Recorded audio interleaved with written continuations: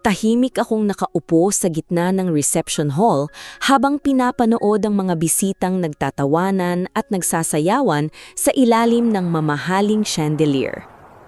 Halos hindi ko pa rin mapaniwalaan na kasal na talaga ako kay Adrian. Simula pa lang noong college kami ay siya na ang lalaking pinangarap kong makasama habang buhay. Gwapo siya, matalino, at marunong makisama. Kahit simplang babae lang ako na lumaki sa probinsya ng Quezon, ipinakita niya sa akin na hindi hadlang ang estado sa buhay para mahalin ng isang tao. Kaya noong nag-propose siya 6 na buwan na ang nakalipas, pakiramdam ko ay natupad na ang lahat ng pangarap ko. Abala ang mga waiter sa tagsiserbyo ng pagkain habang isa-isang lumalapit ang mga kamag-anak namin para bumati. Sa gilid ng stage ay nakatayo si Adrian habang nakikipag-usap sa ilang business partners ng pamilya niya.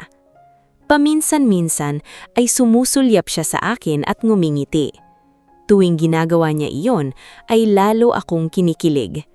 Hindi ko alam kung ilang beses kong pinasalamatan ng Diyos ng gabing iyon dahil sa wakas ay naging maayos rin ang buhay ko. "Clara, ang ganda mo talaga!" Nakangiting sabi ng pinsan kong si Jenny habang inaayos ang laylayan ng gown ko. Ngumiti lang ako. Parang nananaginip pa rin ako. Natural, ikaw ba naman pakasalan ng mayamang pamilya? Bahagya akong natahimik dahil ilang taon na akong kilala ng pamilya ni Adrian, hindi ko pa rin maalis ang kaba sa tuwing kaharap ko ang biyanan kong si Doña Leticia. Mabait naman siya sa akin, pero ramdam kong hindi niya lubos matanggap na isang simpleng probinsyana ang mapapangasawa ng anak niya. Madalas ay formal lang ang pakikitungo niya sa akin at bihirang ngumiti ng totoo. Habang nagsasalita ang host sa stage tungkol sa susunod na program, napansin kong wala si Doña Leticia sa mesa nila. Maya-maya ay nakita ko siyang lumalakad papunta sa direksyon ko. Hindi ko alam kung bakit, pero kakaiba ang itsura niya ng mga sandaling iyon. Halata ang tensyon sa mukha niya, parang may matinding problema. Hindi rin mapakali ang mga mata niya na paulit-ulit na sumusulyap sa entrance ng reception hall. Tumigil siya sa tabi ko at bahagyang yumuko. "Clara," mahina niyang tawag. "Opo, Mama?" Sagot ko, dahil iyon ang tawag niyang gusto niyang gamitin ko simula nang nag-engage kami. Bigla niyang hinawak ng mahigpit ang kamay ko. Doon ko naramdaman na naninginig siya.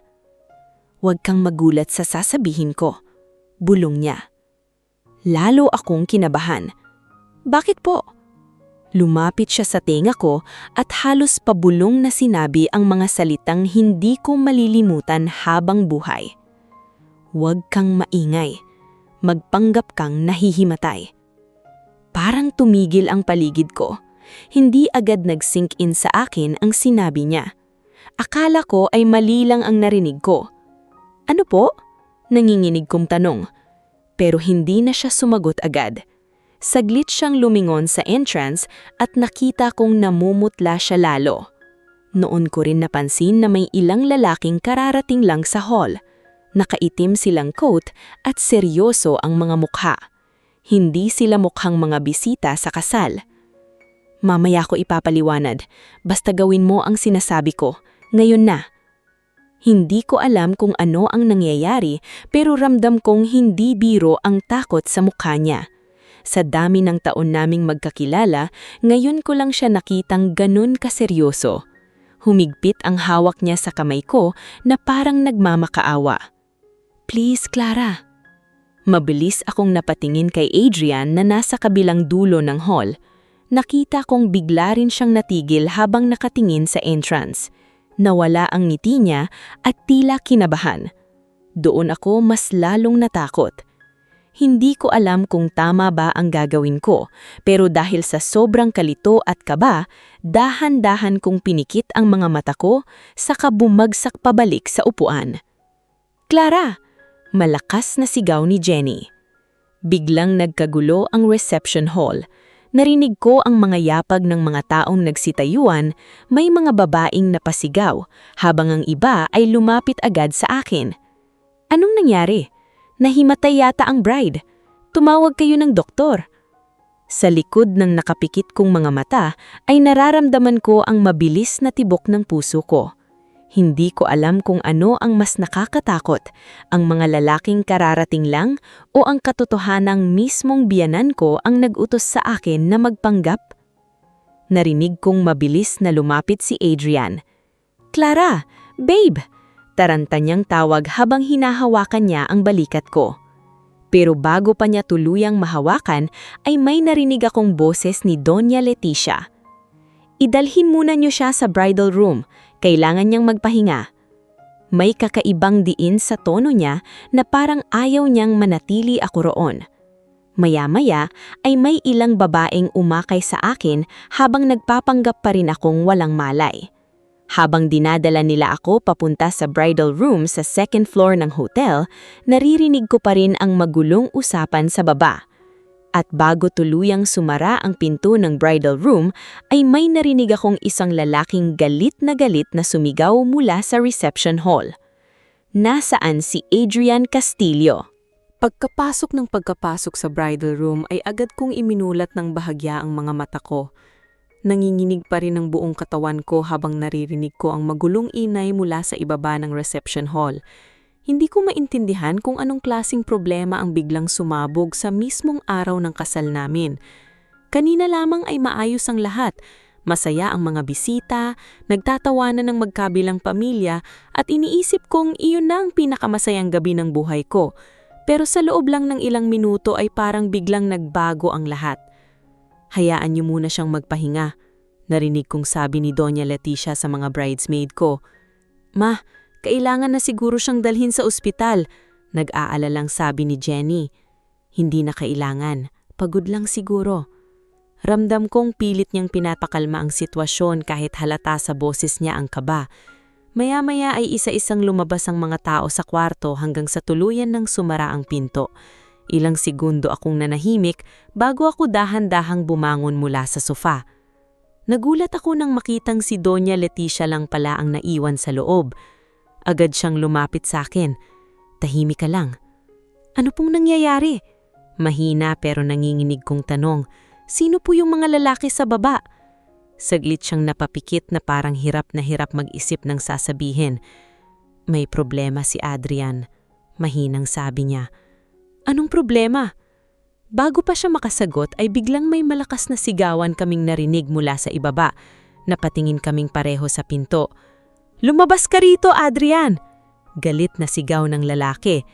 Kasunod noon ay ang tunog ng mga upuang natutumba at mga taong nagkakagulo. Nanlaki ang mga mata ko. "Diyos ko!" Lumapit si Doña Leticia sa bintana at bahagyang sumilip pababa. Kita ko kung paano siya lalong namutla. "Ayoko sanang mangyari ito," mahinang bulong niya. "Ma, sabihin niyo po sa akin ang totoo," sabi ko habang halos maiyak na sa pagkalito. "Bakit may naghahanap kay Adrian?" Ilang segundo siyang natahimik bago siya bumuntong hininga. "May mga utang si Adrian." Pakiramdam kong biglang bumigat ang dibdib ko. "Utang?" "Oo." "Pero bakit parang..." Hindi ko na ituloy ang sasabihin ko dahil hindi ordinaryong paniningil ang nararamdaman ko sa sitwasyon sa ibaba. Parang may mas mabigat pang dahilan. "Hindi lang simpleng utang," amin niya habang nanginginig ang boses niya. "May mga taong naloko si Adrian." Parang unti-unting gumuho ang mundo ko habang pinapakinggan siya. "Hindi po totoo yan," agad kong sagot. "Hindi kayang gawin ni Adrian yon." Napatingin siya sa akin at doon ko nakita ang matinding pagod sa mga mata niya. Yan din ang gusto kong paniwalaan noon. Biglang bumukas ang tinto ng bridal room at mabilis na pumasok si Adrian. Pawis na pawis siya at magulo na ang buhok niya. Pagkakita niya sa akin na gising ay agad siyang lumapit. "Babe, okay ka lang?" Mabilis niyang tanong habang hinahawakan ng mukha ko. Hindi agad ako nakasagot. Tinitigan ko lang siya habang sariwa pa sa isip ko ang mga sinabi ng nanay niya. "Sino yung mga tao sa baba?" Diretso kong tanong. Saglit siyang natigilan. "Wala yun," May misunderstanding lang. Misunderstanding?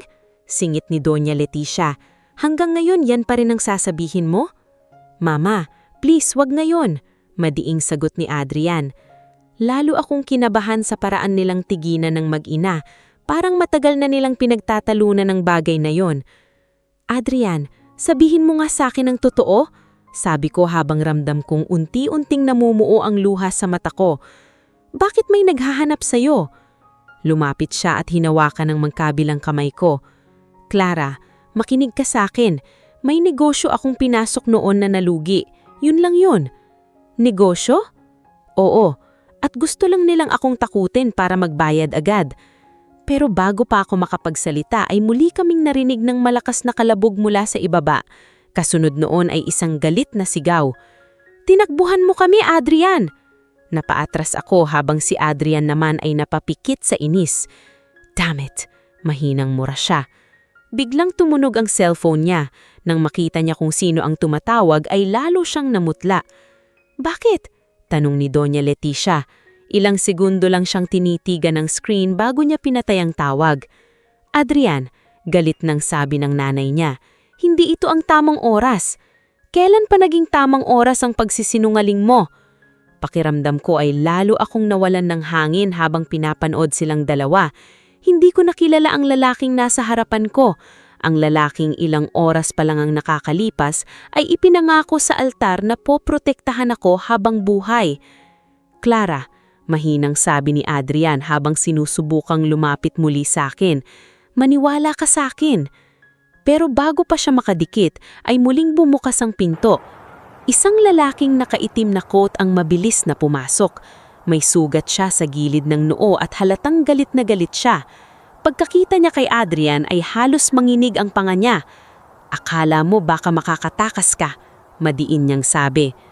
Biglang natuluyan ako habang si Doña Leticia naman ay napapikit na parang tuluyan ng nawalan ng pag-asa.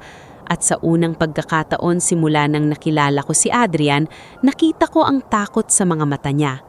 Hindi ako agad nakagalaw habang nakatitig sa lalaking kakapasok lang sa bridal room. Mabigat ang paghinga niya at halatang ilang oras ng galit na galit. May maliit siyang sugat sa noo at gusot ang kwelyo ng suot niyang coat. Pero higit sa lahat, ramdam na ramdam ko ang tensyon sa pagitan nila ni Adrian. Anong ginagawa mo rito? Madiing tanong ni Adrian habang pilit na pinapakalma ang sarili. Tumawa ng mapait ang lalaki. Talaga bang itatanong mo yan matapos mong magtago? Hindi ako nagtatago. Talaga? Kaya ka ba nagpakasal ngayon para may panibagong mapagkukunan ng pera? Parang may matalim na bagay na tumama sa dibdib ko nang marinig ko iyon. Napalingon ako kay Adrian pero umiwas siya ng tingin. Lumabas ka rito, sabi ni Adrian habang pilit siyang inilalabas ng kwarto. Hindi ito lugar para gumawa ng eksena. Eksena? Galit na ulit ng lalaki. Ikaw ang gumawa ng eksena sa buhay ng maraming tao. Miguel, tama na. Singit ni Doña Leticia habang nanginginig ang boses. Napatingin ako kanya. Ngayon ko lang nalaman ang pangalan ng lalaki. Huminga ng malalim si Miguel bago niya ako tinignan. Doon ko nakita ang awa sa mga mata niya. Ikaw ba si Clara? Tanong niya. Hindi agad ako nakasagot. Dahan-dahan lang akong tumanong. Ilang segundo siyang natahimik bago siya napailing. Wala kang alam, no? Miguel! Mabilis na sigaw ni Adrian. Pero hindi na siya pinansin nito. Alam mo bang ilang milyon na ang utang niyang tinakbuhan? Diretsong tanong niya sa akin. Pakiramdam ko ay nanlamig ang buong katawan ko. Miguel, manahimik ka. Galit nang sabi ni Adrian habang sinusugod siya. Pero mabilis siyang napigilan ni Doña Leticia. Tama na kayong dalawa, sigaw nito. Saglit na natahimik ang buong kwarto. Tanging mabibigat na paghinga naming apat ang maririnig. Dahan-dahang lumapit si Miguel sa akin pero may distansya pa rin. Pasensya ka na kung sa araw pa ng kasal mo nangyari ito. Pero kailangan mo nang malaman ng totoo. Napatingin ako kay Adrian. Umaasa akong magsasalita siya at i-deny lahat. Pero nanatili lang siyang tahimik habang nakakuyom ang mga kamao. 3 buwan na siyang hindi nagpapakita. Pagpapatuloy ni Miguel. Maraming taong naloko dahil sa kanya. Hindi lang negosyo ang pinasok niya. Nangako siya ng malaking investment sa mga tao gamit ang pangalan ng pamilya nila. Hindi totoo yan. Mahinang sabi ko kahit ako mismo ay hindi na sigurado. Gusto ko ring sanang hindi. Sagot niya. Mabilis akong napaupo sa sofa dahil pakiramdam ko ay umiikot ang paligid ko. Kanina lang ay iniisip kong perpekto ang buhay ko. Ngayon ay parang unti-unting nababasag ang lahat ng pinaniniwalaan ko tungkol sa asawa ko. Bakit hindi mo sinabi sa akin? Nanginginig kong tanong kay Adrian. Lumapit siya agad. Babe, makinig ka muna. Bakit? Mas malakas kong ulit habang naiiyak na. Totoo ba lahat ng sinasabi niya? Saglit siyang natahimik. At doon pa lang ay parang nasagot na ang tanong ko. May problema lang talaga ako sa pera. Mahinang sabi niya. Pero aayusin ko sana lahat pagkatapos ng kasal. Pagkatapos ng kasal? Halos pabulbul kong ulit. Biglang tumawa si Miguel, pero puno ng galit. Aayusin? Gagamitin mo nga sana yung pera ng pamilya niya pang bayad. Nanlaki ang mga mata ko. Ano? Miguel? Sigaw ni Adrian. Hindi ba totoo yon? Mabilis nitong sagot. Kaya mo pinush tong kasal dahil kailangan mo ng access sa negosyo ng pamilya niya. Napahawak ako sa dibdib ko habang hirap huminga. No. Mahinang bulbul ko. Agad lumuhod si Adrian sa harapan ko. Clara, hindi ganun yun. Oo, may problema ako pero mahal kita. Mahal? Singit ni Miguel. Mahal mo pero ginawa mong insurance. Napapikit si Adrian sa ines. Samantalang ako naman ay parang tuluyan ng nawalan ng lakas. Biglang tumunog muli ang cellphone ni Adrian. Ngayon ay hindi niya agad punatay. Kita kong nanginginig ang kamay niya habang nakatitig sa screen. Sagutin mo. Malamig na sabi ni Doña Leticia. Hindi siya kumilos. Sagutin mo. Mas madiing ulit nito. Dahan-dahang sinagot niya ang tawag pero hindi niya inilalapit sa tenga. Mula sa kabilang linya ay rinig na rinig ko ang malakas na boses ng isang babae. Adrian, nasaan ka? Napakunot noo ko. Kanina pa kitang tinatawagan. Busy ako. Mahinang sagot niya. Busy? Adrian, nagkakaproblema na ako rito. Biglang napatingin si Miguel sa akin bago siya napailing. Hindi mo pa rin sinabi sa kanya. Unti-unting bumigat ang pakiramdam ko. Sino yan? Tanong ko kay Adrian. Hindi siya agad nakasagot. Adrian? Nanginginig kong ulit. At bago pa siya makapagsalita ay muling narinig ang babae sa kabilang linya. Paano na tayo nito? Paano na yung baby natin? Parang tuluyang tumigil ang mundo ko sa narinig ko. Hindi ko namamalayan na tumulo na pala ang luha ko habang nakatitig kay Adrian, na ngayon ay hindi na makatingin ng diretso sa akin. Hindi ako agad nakapagsalita matapos kong marinig ang sinabi ng babae sa kabilang linya. Para akong binuhusan ng malamig na tubig habang paulit-ulit na umaalingaw-ngaw sa isip ko ang dalawang salitang iyon. Baby natin. Unti-unti kong ibinaba ang tingin habang nararamdaman kong nanginginig ang buong katawan ko. Hindi ko alam kung alin ang mas masakit. Ang malaman na ginagamit lang ako ni Adrian o ang katotohanang may ibang babae pala siyang buntis habang pinapangakuan niya ako ng habang buhay sa altar. Clara. Mahina niyang tawag habang sinusubukang hawakan ang kamay ko. Mabilis akong umurong. Huwag mo akong hawakan. Parang natulala siya sa sinabi ko. Sa unang pagkakataon simula nang nakilala ko siya, nakita kong nawalan siya ng maisasagot. Ako, maipapaliwanag ko to. Napatawa ko ng mahina pero puno ng sakit. Ano pa bang ipapaliwanag mo? Na may anak ka sa iba? Na ginamit mo lang ako para sa pera? Hindi kita ginamit. Talaga? Singit ni Miguel. Kahit ilang beses ka nang nagsabi na kapag nakuha mo ang pirma ng pamilya niya, makakaluwag ka na? Mabilis na napalingon si Adrian T. Miguel. Tumahimik ka. Pero hindi na ako nakikinig sa kanila. Pakiramdam ko ay unti-unting nababasag ang lahat ng alaala naming dalawa. Lahat ng sweet messages niya, mga pangarap namin, pati ang pagtingin ko sa kanya bilang mabuting tao. Ngayon, hindi ko na alam kung alin doon ang totoo. Dahan-dahang tumulo ang luha ko habang nakatitig sa wedding ring sa daliri ko. Kanina lang ay sobrang saya kong isuot iyon. Ngayon, pakiramdam ko ay isa iyong malaking pagkakamali. Clara, please. Muli niyang sabi habang papalapit. Mahal kita. Hindi ko planong saktan ka. Pero ginawa mo pa rin. Tahimik na napayuko si Adrian. Maya-maya ay biglang may malakas na katok sa pinto ng bridal room bago ito buksan. Pumasok ang ilan sa mga kamag-anak namin na halatang nag-aalala. Anong nangyayari rito? Tanong ng tita kong si Beth habang naguguluhan sa tensyon sa loob ng kwarto. Kasunod niya ay ang ilang pangbisita na halatang nakarinig na ng gulo sa baba. Sa likod nila ay may ilang usyosong nakasilip. Mabilis na pinunas ni Adrian ang pawis sa mukha niya at pilit nung ngumiti. Okay lang kami. Sinungaling ka! Naputo lang sasabihin niya nang biglang may babaeng sumigaw mula sa hallway. Lahat kami ay napalingon. Isang babae ang mabilis na lumapit papasok sa kwarto. Nakasuot siya ng simpleng damit at halatang pagod na. Namumula ang mga mata niya na parang matagal nang umiiyak. Bahagyang nakaumbok ang tiyan niya at agad kong naintindihan kung sino siya. Karen, mahinang ngulit galit na sambit ni Abby yan.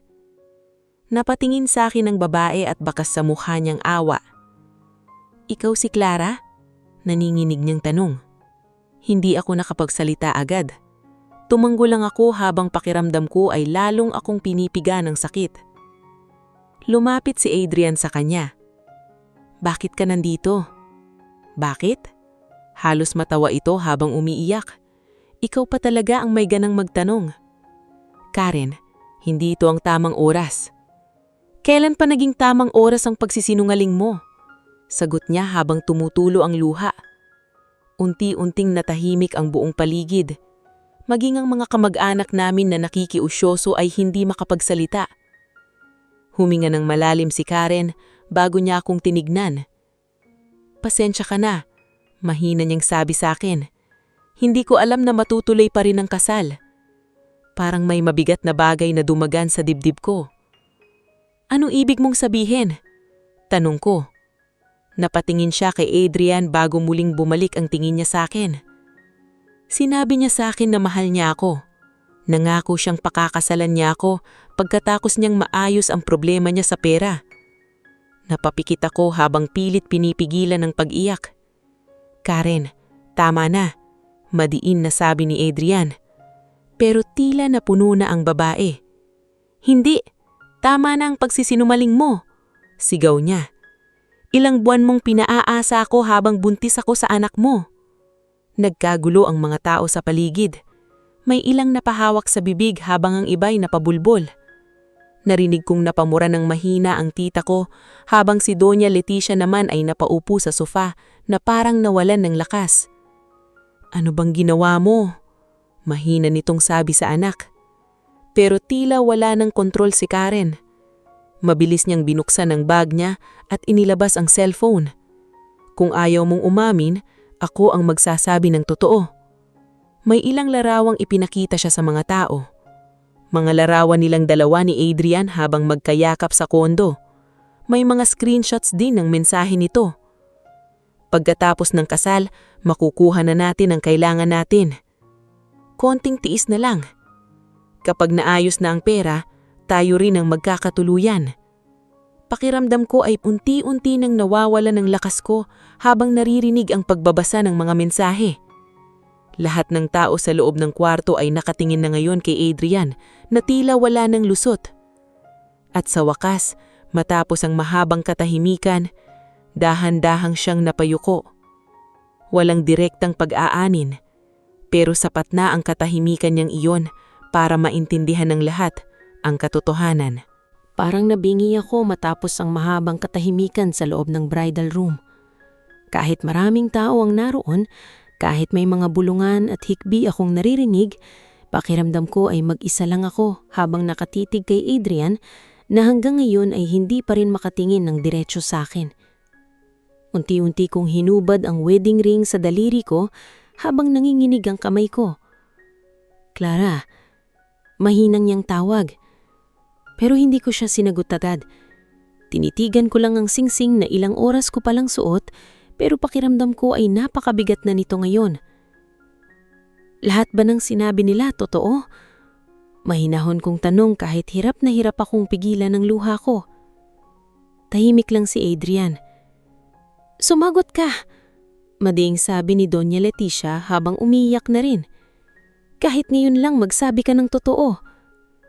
Napapikit siya sandali bago siya huminga ng malalim. May utang ako. Mahinang sabi niya. Pero hindi ko ginustong mangyari lahat to. Napatawa si Miguel sa gilid pero puno ng galit. Huwag mo nang paikutin. Hindi ako nagpapaikot. Talaga? Mabilis nitong sagot. Ilang pao nang niloko mo gamit ang pangalan ng pamilya mo? Hindi na sumagot si Adrian. Unti-unti akong napaupo habang pinapakinggan silang lahat. Pakiramdam ko ay wala na akong lakas para magalit. Sobrang sakit na parang manhid na lang ako. Biglang may mga yabag na mabilis na umakyat sa second floor. Maya-maya ay may 3 lalaking nakapolo ang pumasok sa bridal room. Nakita ko agad ang kaba ni Adrian nang nakita sila. Sir Adrian? Seryosong sabi ng isa. Kanina ka pa naming hinahanap. Sino kayo?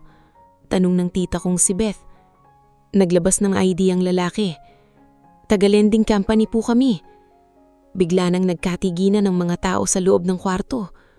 Lumapit agad si Adrian. Hindi ngayon ang usapan na to. Wala na rin namang magindang oras para rito. Malamig na sagot ng lalaki. 3 buwan ka nang hindi sumisipot sa meetings. Mababayaran ko kayo. Kailan? Singit ng isa pa. Naibenta mo na halos lahat ng nakapangalan sa'yo. Pakiramdam ko ay lalo akong nilalamon ng katotohanan habang unti-unting lumalabas ang lahat ng sikreto niya sa harap ng mga tao. Anong ibig nilang sabihin? Tanong ko habang nakatingin kay Adrian. Tahimik lang siya. Adrian! Sigaw ni Doña Leticia. Sugal! Sagot ni Miguel bago pa makapagsalita si Adrian. Nalulung siya sa sugal at kung ano-anong investment scam. Parang nawalan ng kulay ang paligid ko. Hindi. Mahinang bulong. Hindi lang yan.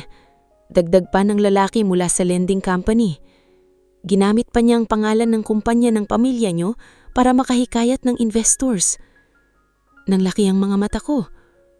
Ano? Totoo ba yan? Galit na tanong ng tita ko kay Adrian. Humawak siya sa ulo niya na parang sasabog na ito sa stress. Plano kong ayusin lahat. Paano? Sigaw ni Karen habang umiiyak. Pati kami ng anak mo, iniwan mo. Nagkagulo na naman ang mga tao. May ilang kamag-anak ng Kuro ang nagsasalita ng masama balang kay Adrian habang ang iba naman ay pilit akong pinapakalma. Pero wala na akong marinig ng malinaw.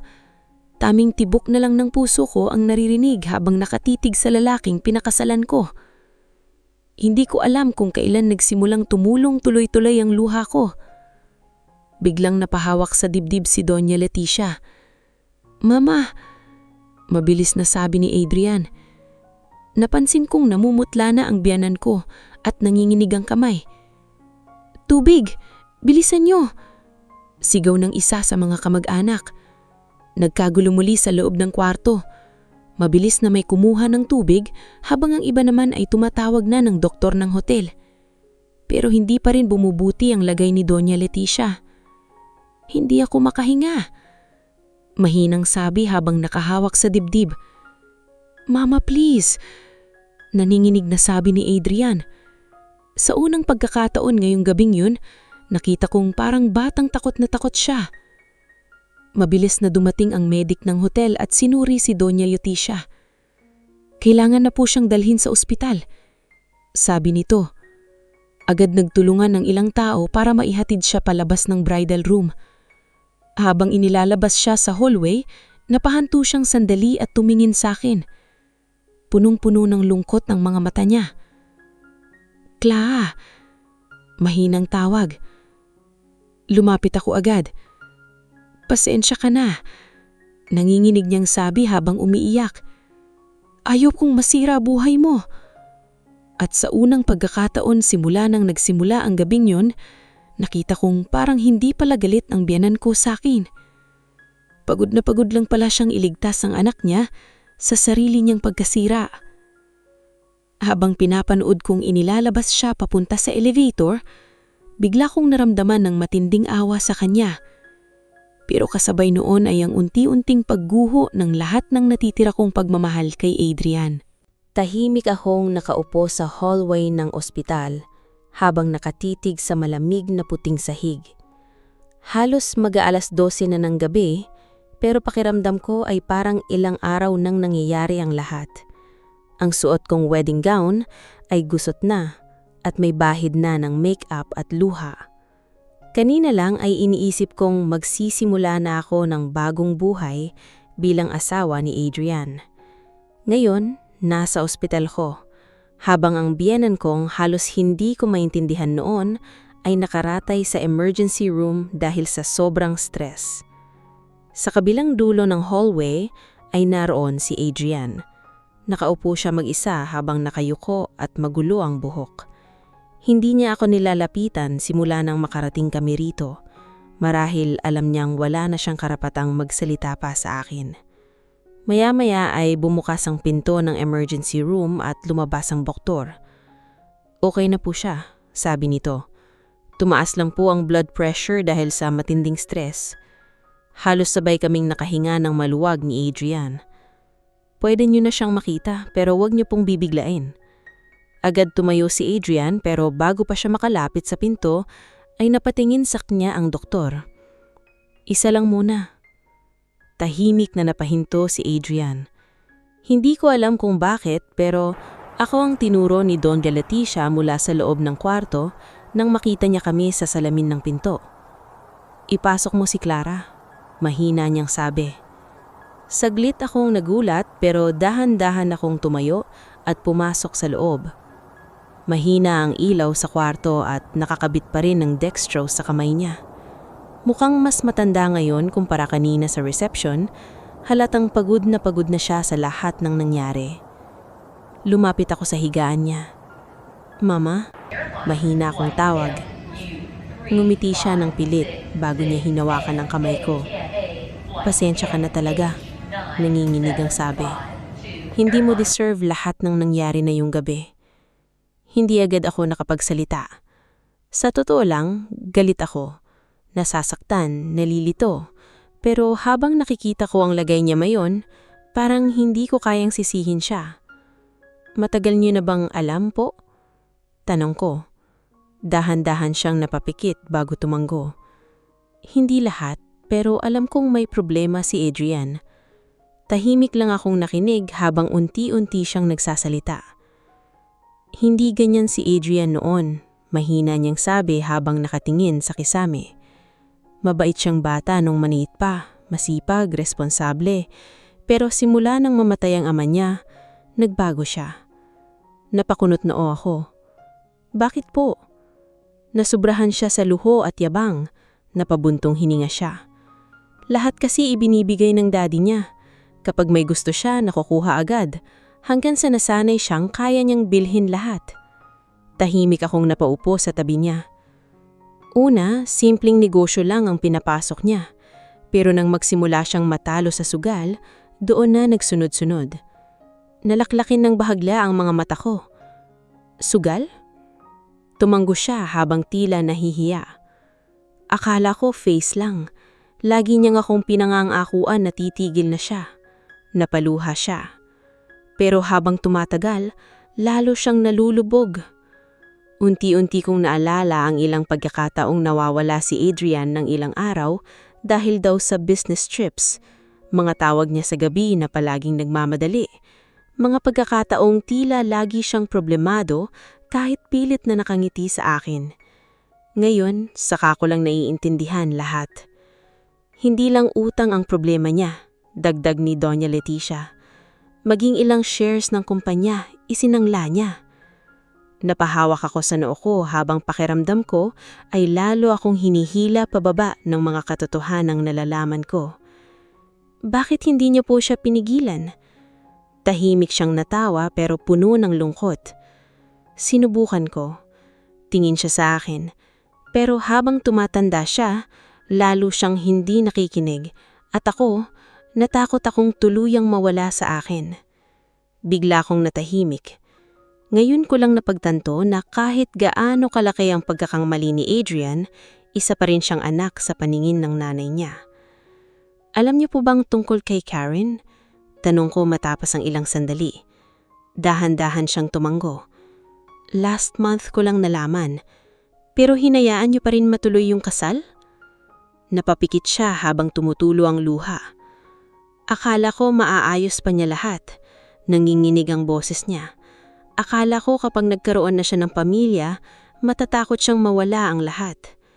Napayuko ako habang pilit kong kinokontrol ang emosyon ko. Maya-maya ay narinig naming bumukas ang pinto. Pumasok si Adrian pero agad siyang natigilan nang makita kaming magkausap. Mama? Mahina niyang tawag. Tumingin si Doña Leticia sa kanya at sa unang pagkakataon simula nang nagsimula ang gulo, wala na akong nakitang pagtatanggol sa mga mata nito. Pagod lang.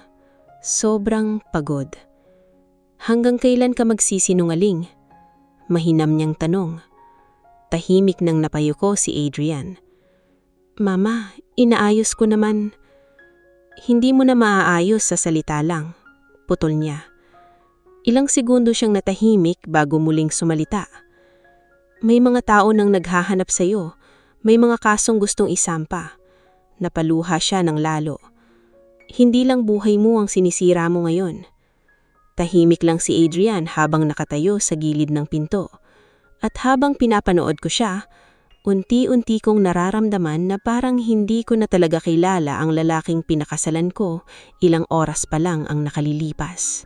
Madaling araw na nang makauwi ako sa bahay ng mga magulang ko, pero pakiramdam ko ay hindi pa rin tapos ang bangungot na nagsimula sa reception. Halos walang nagsasalita sa biyahe. Tahimik lang sina mama at papa habang paminsan-minsan ay sumusulyap sila sa akin na parang natatakot na baka tuluyan akong bumagsak anumang oras. Pagkapasok ko sa dati kong kwarto ay agad kong hinubad ang wedding gown. Nanginginig pa rin ang mga kamay ko habang isa-isang tinatanggal ang mga alahas at hairpin sa buhok ko. Sa salamin ay halos hindi ko makilala ang sarili ko. Namumugto ang mga mata ko at wala nang natitirang saya sa mukha ko. Hindi ko alam kung ilang minuto akong tulala lang sa gilid ng kama bago tuluyang bumuhos ang lahat ng sakit na pilit kong pinipinilan buong gabi. Tahimik akong umiiyak habang paulit-ulit kong naiisip ang mga nangyari, ang mga mensahe ni Adrian kay Karen, ang mga utang, ang mga kasinungalingan, at higit sa lahat ang katotohanang ginamit niya pala ang pagmamahal ko para iligtas ang sarili niya. Kinabukasan, halos buong bansa yata ay alam na ang nangyari sa kasal namin. Pagkagising ko ay sunod-sunod na ang notification sa cellphone ko. May mga videos ng gulo sa reception na kumakalat online. May mga litrato ni Karen habang umiiyak sa bridal room. May mga posts pa tungkol sa scandalous wedding of businessman Adrian Castillo. May ilang nagtatanggol sa akin pero mas maraming nag-uusisa at nakikisawsaw. May kabit pala ang Bloom. Ginamit lang yung bride. May estafa case daw. Parang lalo akong nahihilo habang binabasa ang mga iyon. Biglang may kumatok sa pinto ng kwarto ko. Anak, mahinang tawag ni Mama. May naghahanap sa'yo. Paglabas ko ay nakita kong nakaupo sa sala si Miguel. Nakasuot lang siya ng simpleng polo at halatang puyat din sila. Agad akong natigilan. "Ano pong ginagawa niyo rito?" tanong ko. Tumayo siya ng maayos. "Pasensya ka na kung napunta ko rito," sabi niya. "May kailangan ka kasing malaman."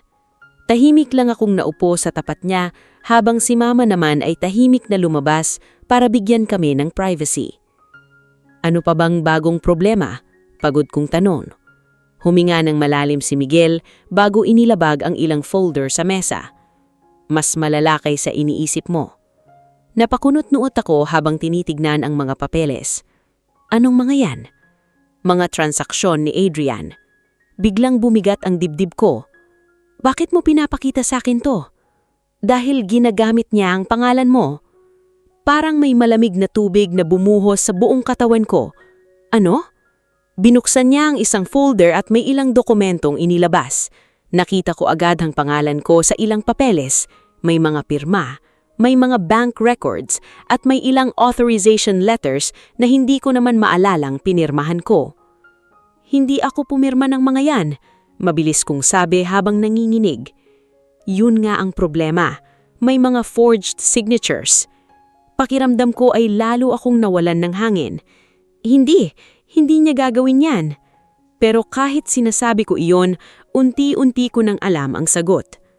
"Clara, habang abala ka sa wedding preparations, ginagamit niya ang pangalan mo para makakuha ng pera sa investors." Napahawak ako sa noo ko. Diyos ko, may mga taong naghahanda ng magsampa ng kaso. Tahimik akong napasandal sa sofa habang pakiramdam ko ay lalo akong hinihila pababa ng lahat. Akala ko tapos na. Mahinang kong bulong. "Hindi pa." Tumingin siya sa akin ng seryoso. "At mas lalaki pa to kapag hindi mo inayos agad." Maya-maya ay biglang tumunog ang cellphone ko. Nang nakita ko ang pangalan ni Adrian ay agad sumikip ang dibdib ko. Hindi ko sana sasagutin pero paulit-ulit ang tawag. Sa huli ay pinindot ko rin. "Clara," agad niyang sabi sa kabilang linya. Tahimik lang ako. "Please, makinig ka muna sa akin." "Ano pa bang dapat kong marinig?" Malamig kong sagot. "Hindi ko planong idamay ka. Pero dinamay mo na ako." Narinig ko ang mabigat niyang paghinga. "May paraan pa para maayos to." Napatawa ako ng mahina pero puno ng sakit. "Maayos? Adrian, ginamit mo ang pangalan ko. Temporary lang yon." "Temporary?" Mas mataas kong sagot. "Pinirmahan mo ako sa mga bagay na hindi ko alam." Tahimik siya sandali. "Ginawa ko lang yon dahil desperado na ako." "At ako ang pinambayad mo?" "Clara, may anak ka sa iba habang nagpapakasal sa akin." Biglang natahimik ang kabilang linya. Pakiramdam ko ay nanginginig ulit ang buong katawan ko habang nagsasalita. "Mahal na mahal kita noon, Adrian, pero pakiramdam ko mayon hindi kita kilala." Narinig ko ang mahinang hikbi niya sa kabilang linya. "Please, bigyan mo lang ako ng pagkakataong maipaliwanag lahat." Pero bago pa ako makasagot, ay biglang may malakas na katok na narinig mula sa labas ng bahay. Nagtinginan kami ni Miguel. Mabilis na lumabas si Papa para tignan kung sino iyon. Makalapas ng ilang segundo ay bumalik siya na seryoso ang muka. "May mga pulis sa labas," sabi niya habang nakatingin sa akin. At doon, ko tuluyang naramdaman na hindi na simpleng eskandalo ang kinasangkutan ko. Tahimik na napahawak si Mama sa dibdib niya habang nakatingin kay Papa na kakapasok lang mula sa labas. Sa likod niya ay tanaw ko mula sa bintana ang 2 pulis na nakatayo malapit sa gate namin. Biglang bumilis ang tibok ng puso ko habang naiisip na baka pati ako ay madamay na sa mga kasong kinakaharap ni Adrian. "Bakit may pulis?" Mahinang tanong ko.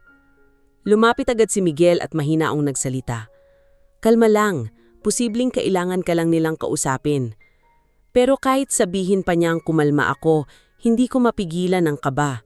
Hindi pa ako nakakaranas na puntahan ng mga pulis sa bahay namin, lalo na sa ganitong klase ng sitwasyon. Dahan-dahang bumukas ang pinto at pumasok ang 2 lalaki. Magalang naman silang bumati pero seryoso ang mga mukha nila. "Magandang umaga po," sabi ng isa. "Kami po si Police Lieutenant Ramos." Tumanggo si Papa. Ano pong maitutulong namin? Napatingin sa akin ng pulis. Kayo po ba si Clara Villanueva Castillo? Parang sumikip ang dibdib ko nang marinig ko ang apelyidong iyon. Kanina ko pa gustong alisin sa pangalan ko ang apelyido ni Adrian, pero pakiramdam ko ay nakadikit na iyon sa buong pagkatao ko. Opo, mahinang sagot ko. May ilang tanong lang po sana kami tungkol kay Adrian Castillo. Tahimik akong napaupo habang nararamdaman kong nanginginig na naman ang mga kamay ko. May mga formal complaints na po kasi laban sa kanya, pagpapatuloy ng pulis. At base sa ilang dokumentong nakuha namin, may ilang transaksyon na nakapangalan din sa inyo. Mabilis akong napailing. Hindi ko po alam ang mga yon. Ngayon ko lang nalaman lahat. Tumanggo ang pulis na parang inaasahan na ang sagot ko. Hindi pa naman po kayo accused sa nayon, mahinaon itong sabi, pero kailangan po naming malaman kung hanggang saan ang involvement nyo. Pakiramdam ko ay parang nilulunod habang naririnig ang usapan. Involvement. Hindi ko akalaing darating ang araw na mababanggit ang salitang iyon kaugnay ko. Ako po ang abogado ni Clara, biglang singit ni Miguel. Napatingin ako ng gulat. Abogado? Tanong ng pulis. Tumanggo siya at inilabas ang ID niya. Dating legal consultant din ako ng ilang negosyo ni Adrian, kaya alam ko kung gaano kalalim ang problema nito. Tahimik na napatingin sa kanyang mga pulis bago sila tumanggo. Mas mabuti po kung ganon, sabi ni Lieutenant Ramos, dahil mukhang lalaki pa ang kasong ito. Pag-aalis ng mga pulis ay halos mawalan ako ng lakas.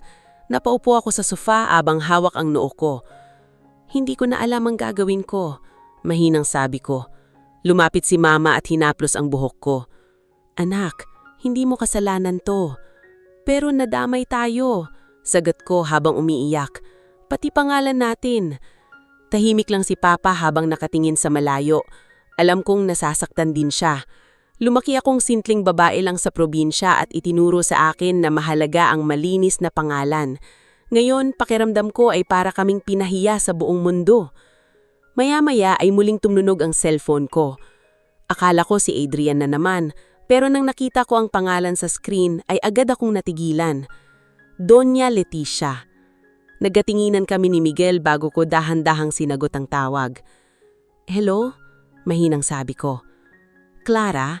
Mahina ring tugon ng biyanan o mula sa kabilang linya. Halatang mahina pa rin siya. Kumusta na po kayo? Mas okay na ako. Saglit siyang natahimik. Pwede ba kitang makausap? Napatingin ako kina Mama at Papa bago ako tumayo at lumabas muna papunta sa terasa. May kailangan po ba kayo? Narinig ko ang mahigpit na buntong hininga niya. Pasensya ka talaga.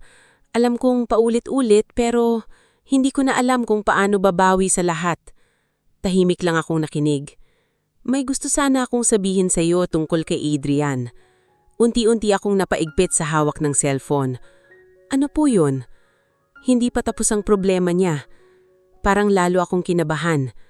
Mama, anong ibig niyong sabihin? May mga taong mas mapanganib pa sa mga investors na naghahanap sa kanya. Mahina ang boses niya, pero ramdam ko ang takot doon. At natatakot akong baka pati ikaw ay balikan nila. Pakiramdam ko ay lalong nanlamig. Bakit ako? Dahil asawa ka sa papel. Napapikit ako habang pilit kinakalma ang sarili ko. May dapat ka bang malaman? Tanong niya matapos ang ilang segundong katahimikan. Hindi ko na alam ang sabihin ko, nang pagod ang sagot ko. Pakiramdam ko kada oras may bago akong nalalaman tungkol sa kanya. Pahimik siyang sandali bago muling nagsalita. Clara, kung may pagkakataon kang umalis muna, gawin mo. Napakunot noo ko. Umalis? Habang maaga pa. Lalo akong kinabahan sa tono niya. Mama, ano bang pinasok ni Adrian? Pero bago pa siya makasagot ay may narinig akong malakas na sigawan mula sa sala ng bahay. Mabilis akong napalingon at nakita kong may isang lalaking pilit pumapasok habang hinaharang ni Papa at Miguel. Nasaan si Clara? Galit nitong sigaw. Nanlaki ang mga mata ko nang makilala ko ang lalaki mula sa reception hall. Isa siya sa mga kasama ni Miguel noong gabing iyon. At ang mas nakakatakot, may hawak siyang baril. Mabilis na napaatras si Mama habang si Papa naman ay agad humarang sa lalaking may hawak na baril. Ramdam ko ang biglang paglamig ng buong katawan ko habang nakatitig sa kanya. Pareho siyang lalaking nakita ko sa reception hall noong gabing nasira ang kasal ko. Noon pa lang ay halata nang mapanganib siya pero ngayon, mas ramdam ko ang galit sa mga mata niya. Kalma lang tayo. Madiing sabi ni Miguel habang nakataas ng bahagya ang mga kamay niya. Hindi kailangan ng gulo rito. Tumabi kayo. Sagot ng lalaki habang mahigpit ang hawak sa baril. Kailangan kong makausap si Clara. Mama, mahina kong bulong habang dahan-dahang umaatras. Narinig kong umiiyak na si Mama sa gilid habang pilit siyang pinapakalma ni Papa. Mister, tahanan po ito, seryosong sabi ni Papa. Huwag niyo pong idamay pamilya ko. Pero tila wala nang pakilalamang lalaki. Nasaan si Adrian? Galit niyang tanong habang nakatingin sa akin. Napalunok ako. Hindi ko alam. Sagot ko nang naninginig. Mabilis siyang napatawa pero walang saya doon. Asawa ka niya tapos hindi mo alam? Hindi ko talaga alam. Lumapit siya ng kaunti kaya agad humarang si Miguel. Tama na. Malamig nitong sabi. Takot na nga yung tao. Takot? Mas lalong uminit ang ulo ng lalaki. Alam mo bang ilang milyon ang tinakbo ng gagong yon? Tahimik lang si Miguel. Nasira ang negosyo ng kuya ko dahil sa kanya. Ngayon nawawala siya. Unti-unti kong naiintindihan kung bakit galit na galit ang mga taong naghahanap kay Adrian. Hindi lang simpleng utang ang iniwan nito. Buhay ng ibang tao ang nasira. Wala akong alam. Muli kong sabi habang pilit pinapakalma ang sarili ko. Kung alam ko lang sana lahat noon pa. Saglit siyang natahimik habang nakatitig sa akin. Maya-maya ay dahan-dahan niyang ibinaba ang baril. Hindi ka mukhang nagsisinungaling. Mahinang sabi niya. Agad akong nakahinga ng bahagya pero nananatili pa rin ang kaba ko. Pero sabihin mo sa asawa mo, nagdag niya habang nakamidiing tingin sa akin, na hindi siya makakapagtago habang buhay. Pagkatapos noon ay mabilis siyang umalis ng bahay. Tahimik na napaupo si Mama habang naninginig pa rin sa takot. Si Papa naman ay agad isinara ang pinto at siniguradong nakakandado lahat. Samantalang ako ay parang tuluyan ng nawalan ng lakas. Hindi ko akalaing aabot sa puntong may armadong tao nang pupunta sa bahay namin dahil kay Adrian. Hindi ka naligtas dito. Mahinang sabi ni Miguel habang nakatingin sa bintana. Napatingin ako sa kanya. Ano bang ibig mong sabihin? Huminga siya ng malalim bago naupo sa tapat ko. Habang hindi nahahanap si Adrian, ikaw ang lalapitan ng mga taong galit sa kanya. Parang lalo akong hinihila kababa ng sitwasyon. Hindi ko naman ginusto lahat ng to. Mahinang sabi ko habang umiiyak. Alam ko. Tahimik kaming dalawa sandali. Ngayon ko lang siyang napagmasdan ng mabuti. Hindi siya gaya ng ibang lalaking nakapaligid noon kay Adrian. Tahimik lang. Diretso magsalita at sa buong gulong ng jayari, parang siya lang ang walang intensyong saktan ako. Bakit mo ako tinutulungan? Tanong ko. Sandali siyang natahimik bago sumagot. Dahil alam kong wala kang alam sa mga ginagawa niya. Tumingin siya sa akin. At ayokong pati ikaw, masira dahil sa kanya. Hindi agad ako nakasagot. Sa dami ng kasinungalingang narinig ko nitong mga nakaraang araw, nakakapanibagong marinig ng boses na kalmado at walang halong panluloko. Maya-maya ay muli na namang tumunog ang cellphone ko. Pagkakita ko sa pangalan ni Adrian ay agad sumikip ang dibdib ko. Hindi ko sana sasagutin pero mabilis na kinuha ni Miguel ang cellphone at ipinakita sa akin. Mas mabuting kausapin mo siya. Dahan-dahan kong sinagot ang tawag. Clara, halina. Agad siyang sabi halatang hinihingal siya. Please sabihin mo sa akin na okay ka lang. Tahimik lang ako. May pumunta ba dyan? Napakunot no ako. Paano mo nalaman? Miguel called me. Agad akong napatingin kay Miguel na tahimik lang. Nasaan ka ba? Galit kong tanong kay Adrian. Alam mo bang may lalaking may baril na pumunta rito? Narinig kong mabigat niyang paghinga. Sorry. Sorry? Halos tawanan ako sa sakit. Hanggang sorry ka na lang ba? Clara, makinig ka. Delikado ngayon. Hindi ko ba alam yon? Dahil sa'yo, baka mapahamak pa pamilya ko. Tahimik siyang sandali bago muling sumalita. May pera akong itinago. Nanlaki ang mga mata ko. Ano? Hindi nila alam kung nasaan. Biglang napahigpit ang hawak ko sa cellphone. Adrian, Clara, kailangan ko ng tulong mo. Parang muli na namang bumibigat ang lahat. Hindi pa ba tapos gamitin ako? Malamig kong sabi. Hindi ganon. Kung hindi ganon, bakit ako pa rin ang tinatawagan mo? Tahimik siyang sandali bago sumagot. At least, ikaw lang yung taong alam kong hindi ako ibebenta. Parang may kung anong sumikip sa dibdib ko habang naririnig iyon. Dahil kahit galit na galit ako sa kanya, alam kong may parte pa rin sa akin na nasasaktan para sa dating lalaking minahal ko. Pero bago pa ako makapagsalita ay biglang sumalita si Miguel mula sa gilid. Sabihin mo kay Adrian na hindi na niya kayang taksahan lahat. Tahimik ang kabilang linya at maya-maya ay marahan lang nagsalita si Adrian. Marco, ikaw ba yan? Doon ko lang napagtanto na Mitel pala ang tunay na pangalan niya ay Marco. Tahimik ang buong sala matapos marinig ni Adrian ang pangalan ni Marco. Kahit hindi ko nakikita ang mukha niya sa kabilang linya, ramdam kong nagulat siya. Samantalang si Marco naman ay nanatiling kalmado habang nakatingin lang sa akin. Akala ko matagal ka nang umalis. Mahinang sabi ni Adrian sa cellphone. Aalis sana. Malamig na sagot ni Marco. Pero may mga taong nadamay dahil sa'yo. Tahimik ulit ang kabilang linya. Ngayon ko lang napansin na parang mas malalim pala ang koneksyon nilang dalawa kaysa sa inaakala ko. Kilala mo siya? Tanong ko kay Marco matapos kong ilayo ng bahagya ang cellphone. Dahan-daan siyang tumango. Dating accountant ako ng kumpanya nila. Nanlaki ang mga mata ko. Kaya alam mo lahat. Hindi lahat. Napabuntong hininga siya. Pero sapat para maintindihan kung gaano kalala ang ginawa niya. Muli kong inilapit ang cellphone sa tenga ko. Anong gusto mo sa akin, Adrian? Pagod kong tanong. Narinig ko ang mabigat niyang buntong hininga. May mga documents na kailangan kong mabawi. Napapikit ako habang pilit pinapakalma ang sarili ko. Hindi pa ba sapat lahat ng ginawa mo? Clara, please, makinig ka muna.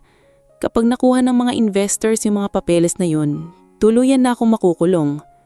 Hindi ba dapat lang? Tahimik siya sandali. May pangalan mo rin doon. Parang biglang bumigat ulit ang dibdib ko. Ano? Mukhang kasali ka sa ilang transaksyon. Pero pineke mo lang ang pirma ko. Alam ko, pero mahihirapan kang mapatunayan agad yun. Napaupo ako habang pinipisi lang sentido ko. Pakiramdam ko ay habang tumatagal, lalo akong hinihila pababa ng mga kasalanang hindi ko naman ginawa. Nasaan ang mga documents? Tanong agad ni Marco. Tahimik muna si Adrian bago sumagot. Sa kondo ko. Wala kaming mapagkakatiwalaan. Malamig na sagot ni Marco. Wala na akong choice. Meron, sagot nito. Sumuko ka. Mabilis na napatawa si Adrian pero halatang pagod na siya. Hindi mo naiintindihan, Marco. Ako pa talaga ang naiintindihan? Bahagyang uminit ang boses nito. Ako yung nag-aayos ng mga kalat mo noon. Tahimik akong nakikinig habang unti-unting nabubuo sa isip ko ang mas malaking larawan ng lahat. Mukhang matagal nang tinatago ng kumpanya nila ang mga problema ni Adrian at si Marco pala ang isa sa mga taong pilit naglilinis ng mga pagkakamali niya. Clara, muli niyang tinawag ako. Please, tulungan mo ako kahit ito na lang. Napapikit ako habang pinipigilan ng emosyon ko. Noon baka kahit ano pang sabihin niya ay agad akong maniniwala. Pero hindi na ngayon. Pagod na ako, Adrian. Sobrang pagod na. Tahimik ang kabilang linya. Hindi ko sinasadyang masira ka. Pero sinira mo pa rin ako. Narinig ko ang mahinang paghikbi niya pero hindi na iyon sapat para maawa ako gaya noon. Maya-maya ay dahan-dahang nagsalita si Marco. Clara, kailangan nating makita yung mga documents. Napatingin ako sa kanya. Pupunta tayo sa kondo? Tumanggo siya. Habang wala pa roon ang ibang taong naghahanap kay Adrian. Agad tumutol sina Mama at Papa nang narinig iyon. Hindi pwede, sabi ni Mama. Baka mapahamak na naman siya. Mas mapapahamak siya kapag may ibang nakuha ng mga papeles. Mahinahong sagot ni Marco. Kailangan naming maayos agad bago siya tuluyang lodamay. Tahimik akong napaisip. Ayoko nang makita pa ang anumang konektado kay Adrian. Pero tama si Marco. Habang hindi naayos ang lahat, hindi matatapos ang bangungot na ito. Pupunta ako. Mahinang sabi ko. Anak, nag-aalala si Papa. Kailangan ko nang tapusin to. Makalipas ang halos 1 oras ay nakarating kami ni Marco sa kondo ni Adrian sa Makati. Tahimik ang buong biyahe. Paminsan-minsan ay sumusulyap siya sa akin na parang chine-check kung okay pa ako. Pagdating namin sa kondo ay agad kong naramdaman ang sakit habang nakatitig sa pamilyar na lugar. Dati excited akong pumunta rito dahil dito kami madalas magplano ng future namin. Ngayon, pakiramdam ko ay puro kasinungalingan na lang ang nakapaligid sa akin. Binuksan ko ang pinto gamit ang duplicate key na nasa bag ko pa rin. Tahimik ang loob ng kondo. Pero halatang nagmamadaling umalis si Adrian dahil magulo ang sala at may ilang nakakalat na bote ng alak sa mesa. Mabilis na naglibot si Marco, habang ako naman ay dahan-dahang naglalakad sa loob. Maya-maya ay napahanto ako sa may office room ni Adrian. Bahagyang bukas ang lampas sa loob. Pagpasok ko ay nakita ko ang mga nakakalat na folders at dokumento sa mesa. At sa gitna noon, may isang brown envelope na may pangalan ko. Marco, mahinang tawag ko. Mabilis siyang lumapit. Pagkabukas niya ay agad nagbago ang ekspresyon niya. Damn. Ano yun? Nanginginig akong tanong. Dahan-dahan siyang tumingin sa akin. Marriage transfer documents. Nalaki ang mga mata ko. Anong ibig mong sabihin yan? Huminga siya ng malalim bago sumagot. Plano niyang ilipat sa pangalan mo ang natitira niyang assets. Salig siyang natigilan. Pati mga utang. Parang biglang nawala ang lakas sa mga tuhod ko matapos marinig ang sinabi ni Marco. Napahawak ako sa gilid ng mesa habang nakatitig sa mga papeles na hawak niya. Hindi ko maintindihan kung paanong nagawa ni Adrian na planuhin pa akong ibaon sa mga utang niya. Kahit kasal pa lang namin, halos hindi tumagal ng 1 gabi. Hindi. Mahina akong bulong habang nanginginig ang boses. Hindi niya kayang gawin yan. Pero kahit sinasabi ko iyon, alam kong unti-unti nang nababasag ang huling bahagi ng pagtitiwala ko sa kanya. Tahimik na inilapag ni Marco ang mga dokumento sa mesa bago niya isa-isang binuksan ang ibang folders. May mga fake authorizations dito, sabi niya habang mabilis na nagbabasa. At mukhang balak niyang palabasing kusa mong tinanggap ang lahat ng liabilities niya bilang asawa. Pakiramdam ko ay parang unti-unti akong hinihigop ng kadiliman habang nakatingin sa mga pirma kong piniki. Pati pamilya ko madadamay. Mahina akong sabi. Napatingin agad si Marco sa akin. Hindi ko hahayaang mangyari yon. Tahimik akong napaupo sa swivel chair habang pilit pinapakalma ang sarili ko. Ilang araw pa lang ang lumipas simula ng kasal namin, pero pakiramdam ko ay parang ibang tao na ako ngayon. Parang bigla akong tumanda dahil sa lahat ng sakit at problema. Maya-maya ay may narinig kaming tunog mula sa labas ng kondo. Agad napatingin si Marco sa pinto. May tao, mahinang sabi niya. Biglang bumilis ang tibok ng puso ko. Mabilis niyang pinatay ang ilaw sa office room bago niya ako marahang hinila palapit sa gilid ng pader. Narinig naming bumukas ang main door ng kondo. Pareho kaming natigilan. May ilang yabag kaming narinig mula sa sala. At sigurado kang dito siya nagtatago. Tanong ng isang lalaki. May nagsabi sa akin na bumalik daw siya rito. Sagot ng isa pa. Napahigpit agad ang kapit ko sa braso ni Marco abang pilit pinipigilan ng paghinga. Mga tao na naman ni Adrian o baka mas malala. Tahimik na sumilip si Marco sa maliit na siwang ng pinto bago siya mabilis na bumalik sa tabi ko. Hindi sila pulis, mahinang sabi niya. Biglang bumilis ang tibok ng puso ko. Mabilis niyang pinatay ang ilaw sa office room bago niya ako marahang hinila palapit sa gilid ng pader. Narinig naming nagkakalat ang mga lalaki sa sala habang tila may hinahanap. Hanapin niyo yung mga papeles, sigaw ng isa. Biglang nagkatinginan kami ni Marco. Mukhang alam din pala ng ibang tao ang tungkol sa mga dokumento. Mabilis niyang kinuha ang brown envelope at ilang mahahalagang folders bago niya inilagay sa bag niya. Kailangan nating umalis, bulong niya. Ano? Nanginginig kong tanong. Nasa may bandang sala ang mga lalaki at taning 100 lang palabas ng kondo. Tahimik na nag-isip si Marco bago niya itinuro ang fire exit sa likod ng kitchen area. Doon tayo. Dahan-dahan kaming lumabas ng office room habang pilit hindi gumagawa ng ingay. Halos marinig ko ang malalakas kong tibok ng puso habang papalapit kami sa kitchen. Pero bago pa kami makarating sa fire exit ay biglang may nabasag na bote sa sala. May tao rito. Sigaw ng isa. Nanlaki ang mga mata ko. Takbo! Mabilis na sabi ni Marco. Agad kaming tumakbo papunta sa fire exit habang naririnig ang mabilis na yabag ng mga lalaking humahabol sa amin. Pagkabukas ni Marco ng pinto ay mabilis niyang pinauna ako sa hagdan. Bilis! Halos madapa ako sa pagmamadali habang pababa kami ng pababa mula sa mataas na floor ng condo building. Naririnig ko pa rin ang mga sigaw ng mga lalaking nasa likod namin. Pigilan niyo sila! Kunin niyo yung bag! Pakiramdam ko ay parang mawawalan na ako ng hininga pero hindi ako huminto.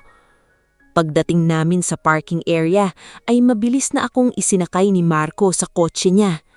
Mabilis niyang pinaandar iyon habang humahabol pa rin ang 2 lalaki palabas ng building. Halos hindi ako makapagsalita habang mabilis kaming lumalayo sa kondo. Maya-maya ay saka lang ako napaiyak ng tuluyan. Hindi ko na kaya. Umiiyak ako sabing habang nakatikip ang face ko. Tahimik lang si Marco habang nagmamaneho. Ilang segundo ang lumipas bago siya nagsalita. Matatapos din to. Napaili ako habang umiiyak. Hindi ko nakilala yung taong minahal ko. Tahimik siyang sandali bago sumagot. Minsan, matagal bago natin makita kung sino talaga ang isang tao. Napatingin ako sa kanya. Sa gitna ng lahat ng kaguluhan, siya lang ang naniniwanatiling kalmado. Siya lang ang hindi nagsisinungaling sa akin. Maya-maya ay tumunog ang cellphone ko. Pareho kaming napatingin sa screen. Adrian. Ilang segundo ko iyong tinitignan bago ko sinagot. Clara? Mahinang sabi niya mula sa kabilang linya. Halatang pagod at wasak na rin siya. Tahimik lang ako. Alam kong galit ka. Hindi mo na kailangang sabihin yan. Narinig ko ang mabigat na buntong hininga niya. At least gusto kong mailigtas ka sa gulo. Napatawa ako ng mahina pero puno ng sakit. Huli na para doon, Adrian. Maya-maya ay narinig ko ang mahinang paghinga niya bago siya nagsalita ng halos pabulong. May pupuntahan ako para sumuko. Nanlaki baha ang mga mata ko. At sana balang araw mapatawad mo ko. Pagkatapos noon ay kusa niyang pinatay ang tawag. Tahimik akong napasandal sa upuan habang nakatitig sa madilim na kalsada sa labas ng bintana. At sa unang pagkakataon simula nang masira ang kasal ko, ay naramdaman kong unti-unti nang nagsisimula ang pagtatapos ng bangungot na sumira sa buong buhay ko.